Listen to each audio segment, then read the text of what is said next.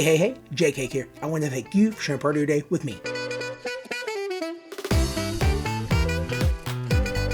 Well, this is episode 10 of the recaps, and in some of these leagues, I feel the momentum building. I feel the ads, the drops, the ILs, those stints coming to an end. I feel really good about them. I feel like my teams are really coming together in some fashion. I feel like the guys that we have picked up off the waiver wire between, here and there, and they've returned to the team. I feel like they're really doing work. They're really being pivotal in this comeback, per se, because, I was down in the leagues, a few of them, but I feel good. But then there are some that are just like caught in an avalanche. The bad just keeps getting worse and worse and worse, and it's just a big ball of bad. Like the whole season is bad. But it's not all bad. So let's go ahead and get to the teams. First team we're going to talk about, the Kent Murphy Dingers. This is one of those bad teams. And that hurts my heart so much to say. It really does. Because I thought I had a foolproof plan with my keepers. I think I have I have a few. I have 4 of the 8. So I have half of them. But I tried to get too cute. I thought I was being smarter than I really was. And so for that, with this week's loss, 4 categories to 5 categories, I've fallen to 2, 9, and 1. I'm not last, but that's not really making me feel any better. So, unfortunately, I was really close. And with one of my ads, which we'll get to in a minute, I thought I was going to be able to eke out a win, or at least a tie. I thought I was going to eke out a tie. No, obviously didn't happen. I did have some performers. Riley Green had 6 runs, a home run, 3 RBIs, and 2 stolen bases, while Lane Thomas had 5 runs, a home run, 5 RBIs, and 4 stolen bases. Woohoo! Pitching-wise, Johan Duran had 4 saves for me after being a little shaky there, taking a trip to the IL, but he's back, and he's back in command, hopefully. And then Jack Flaherty. I talked so bad about him in my 30 for 30. Go back and watch it for the Tigers this year. I was dissing him so bad because I wasn't excited about him. But now I'm super excited for him because he got me 9 strikeouts and a win, a sub-1 whip. I think it was 0.3 and a 0.00 ERA. So thank you, sir. You 4 actually did your part in helping me.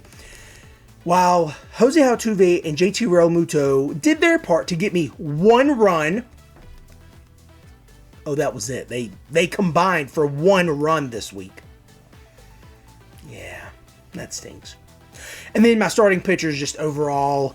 Jordan Montgomery just did poorly. Reese Olson had a bad start. Logan Webb didn't have the best start. It's unfortunate. Because I really thought some of these guys were going to be a whole heck of a lot better. And some of them are really performing above their heads, or were performing above their heads at one point in time.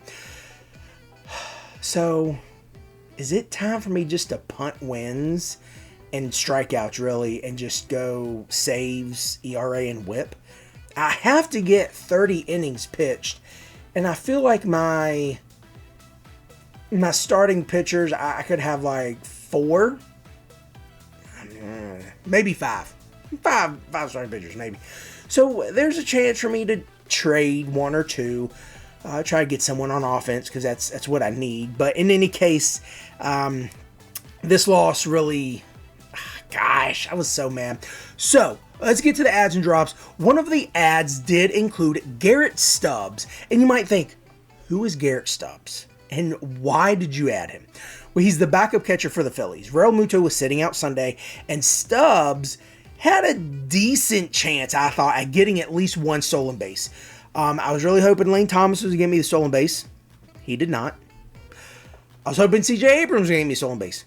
He did not. But my last 2 chances, Luis Rengifo and Garrett Stubbs. Because Garrett Stubbs, I think, has 3 stolen bases on the year, and Rengifo has 12.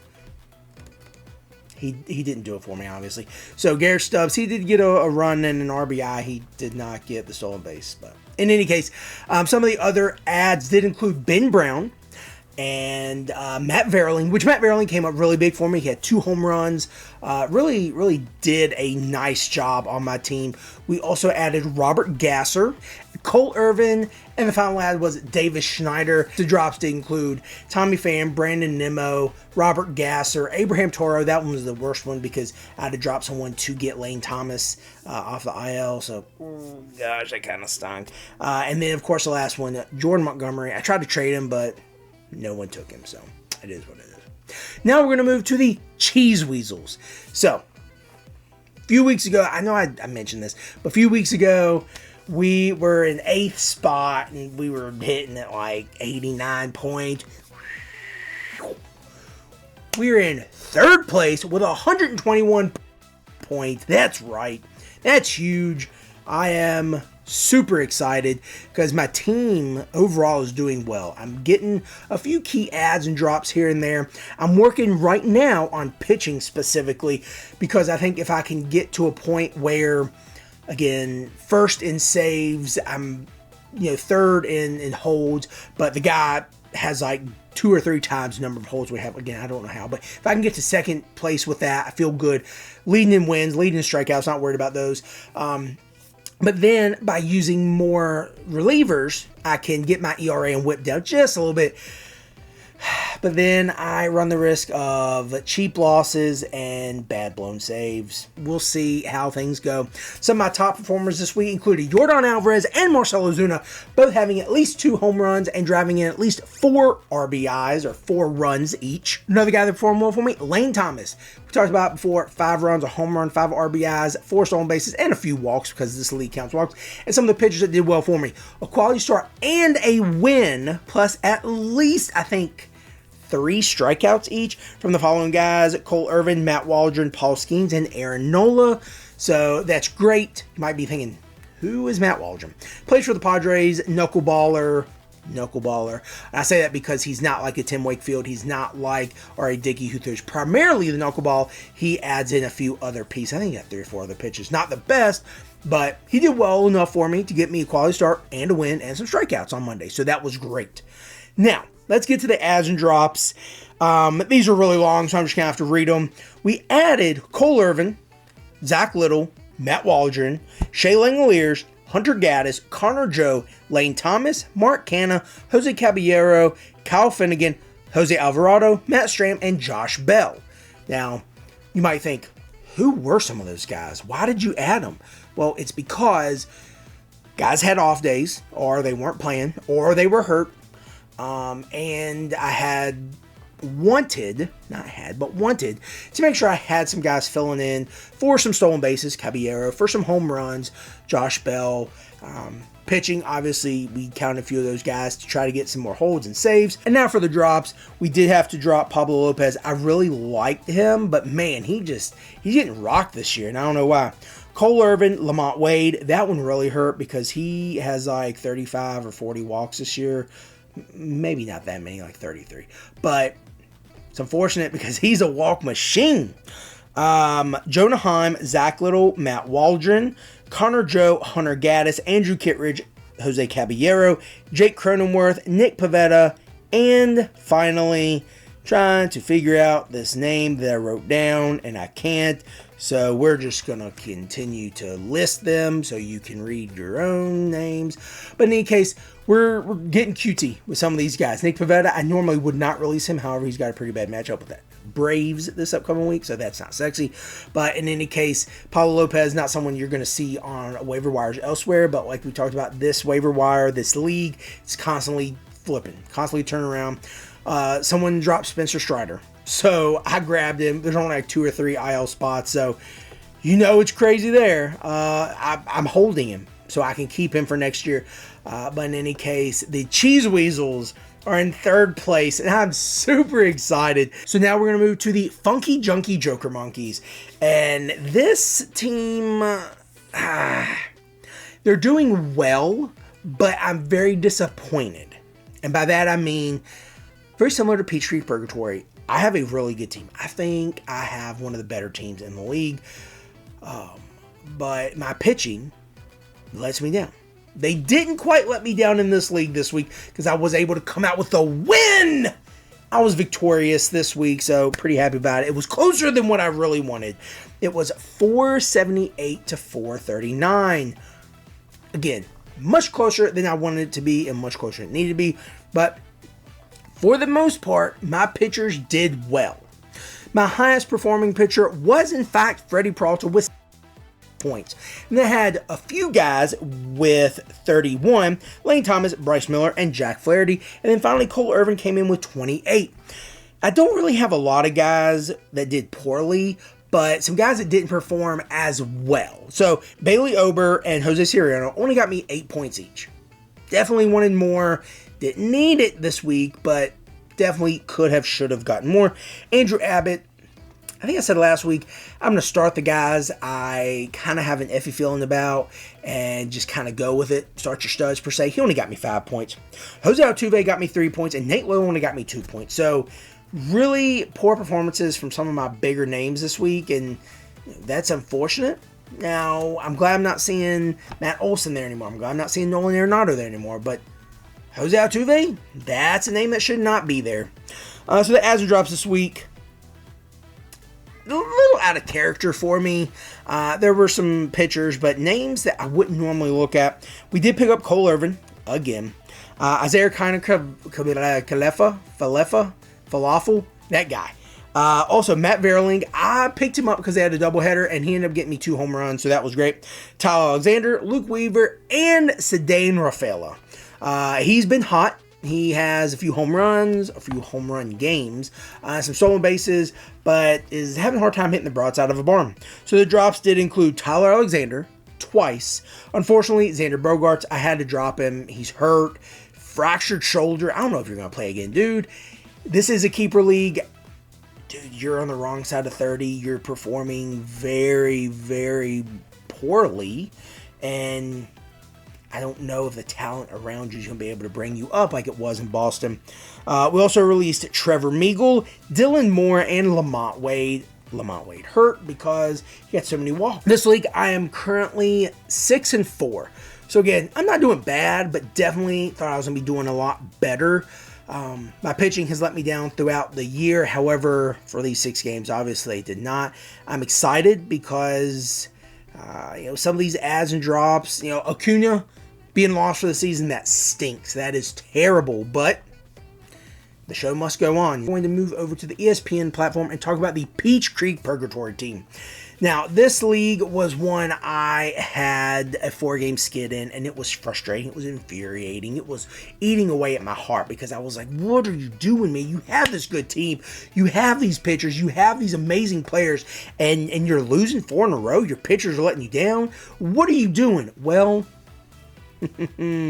we found our stride again. We won last week, and we won 2 weeks ago, and we also came out with a victory this last week, 980 to 559. We were the highest scoring team by at least 80, 85 points, maybe more. So that was amazing. Some of the top performers did include Freddie Peralta with 73 points, Ketel Marte with 57, and Matt Olson with 55. Some of the least high scores or lowest scores, Justin Steele, he got me 13.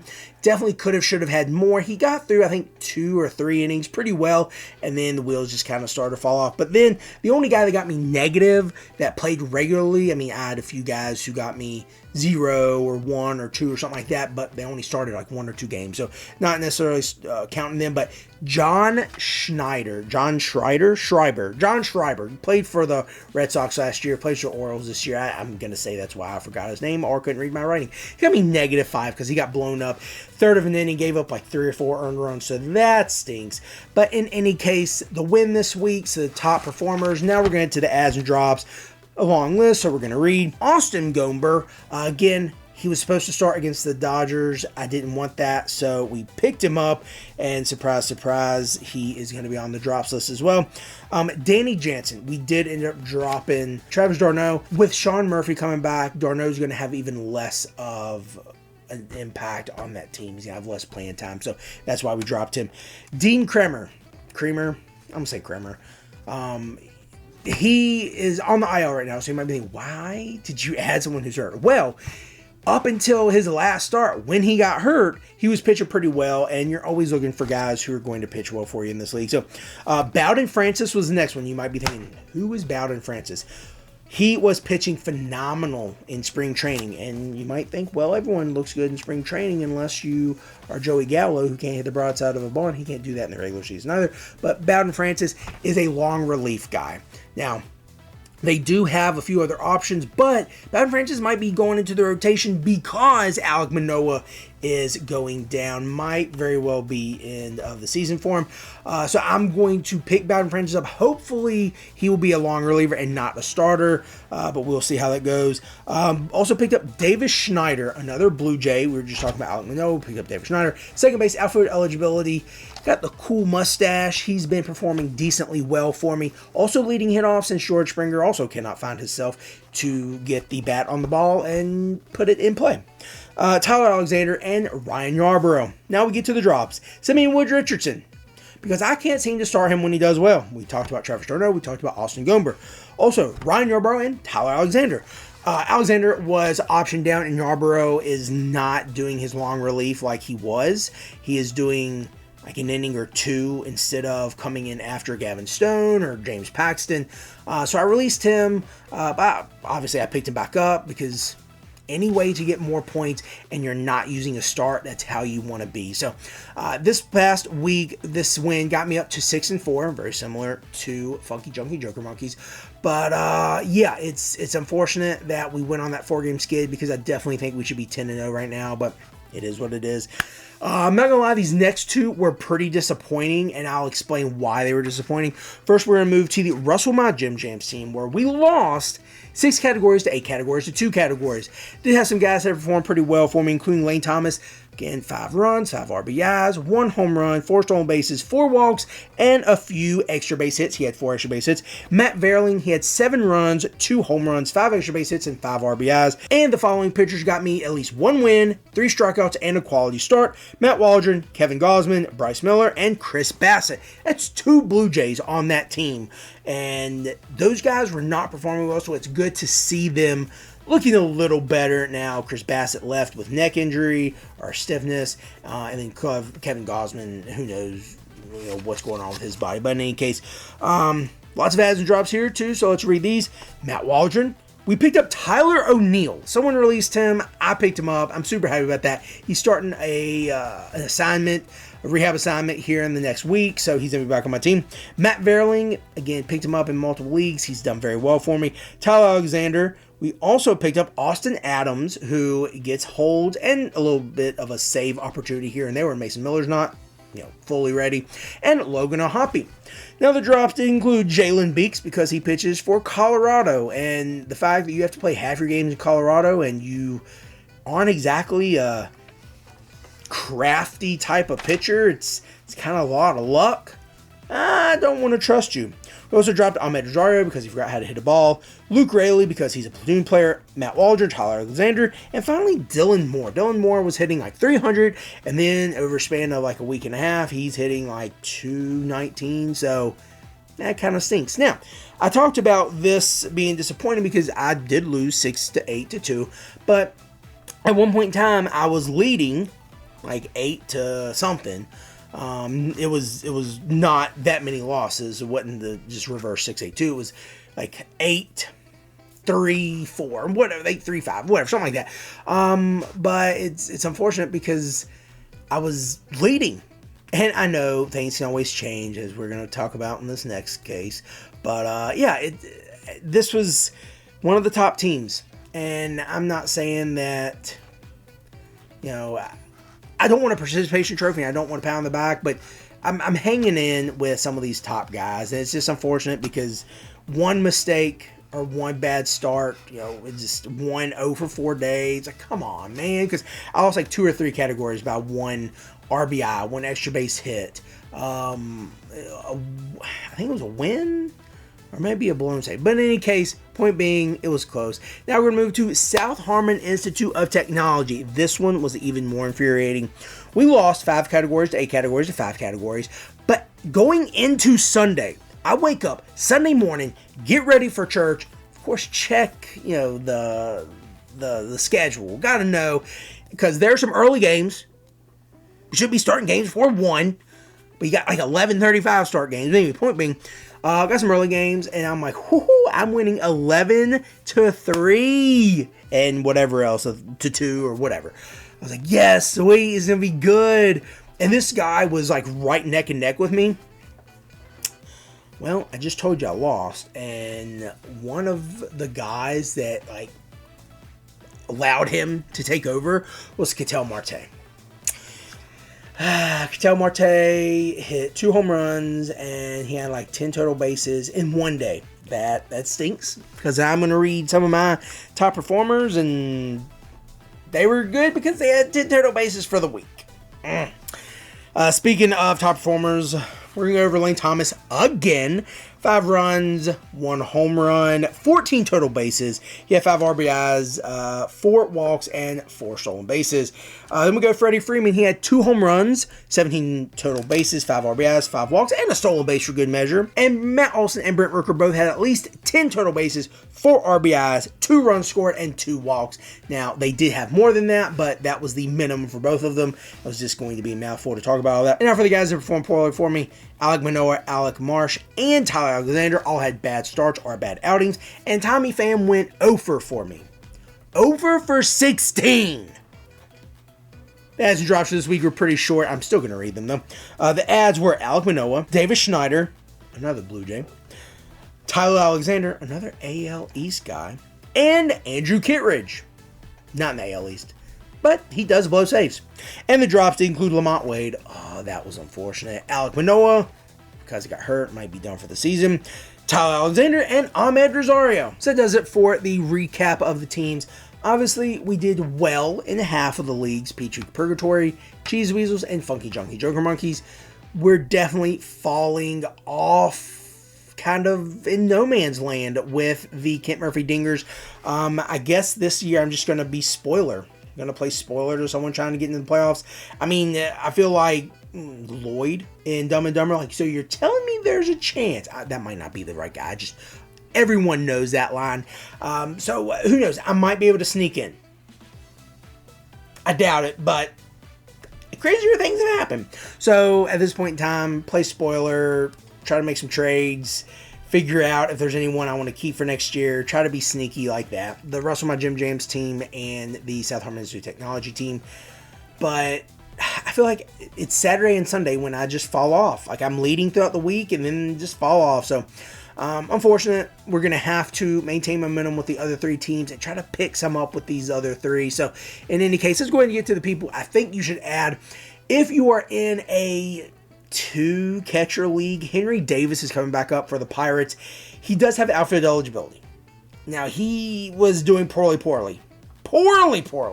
Yeah, that's 4 poorlies. When he was up with the Pirates before. Yimi Garcia with Jordan Romano going down. Yimi Garcia is the guy because they're going to want to use Chad Green in long relief. And then the plethora of other guys, Eric Swanson. Of course, I can't think of all the rest of them anymore, but there are more, I promise. They're going to probably play in to some of those 9th inning roles. But Yimi Garcia is the guy. He was the guy at the start of the year. And then Romano came back, and I think Yimi got hurt or something like that. But at any point, Yimi Garcia is the guy. Matt Verling, he obviously has been doing some good things in that Tigers lineup. He's the hottest hitter, and he has a little bit of help as they have sent a few guys down who are performing under expectations, far under expectations, and not helping them. Bringing some guys up, so they're really trying to revamp what's going on there in Detroit because they did start off really hot, hit a bit of a skid, and they're trying to figure it out. Austin Adams is one of the top guys to go with in Oakland. When they do end up winning, he usually gets a hold. Could very well get a save here and there if Mason Miller needs some time off. And that's going to do it for the show. I hope that you have taken a look at my teams and figured out what works for your team or what definitely is not going to work for your team based on them not working for my team. And I'm looking forward to talking to you more about how this momentum and this Avalanche hopefully will stop. The momentum will keep going and pick up in a positive manner. This is JK. I want to thank you for sharing part of your day with me.